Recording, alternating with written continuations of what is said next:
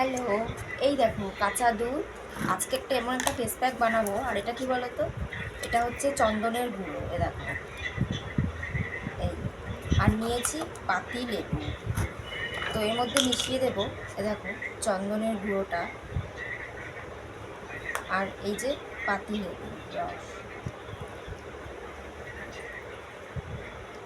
এই দুটোকে তিনটে জিনিসকে একসঙ্গে খুব ভালো করে মিশিয়ে মুখের মধ্যে দিয়ে দেবো। এটা কিন্তু যাদের মানে সানট্যান মুখের মধ্যে পড়ে গেছে না, সেটা কিন্তু একদমই চলে যাবে।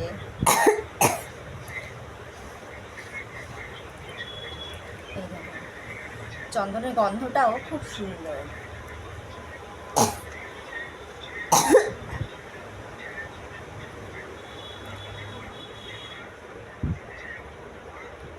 এটা শুকিয়ে গেলে ধুয়ে ফেলবে। এই মুখের মধ্যে দিয়ে কিছুক্ষণ রেখে এটা যদি শুকিয়ে যায় ধুয়ে ফেলবে। ঠিক আছে, এই যে বাই।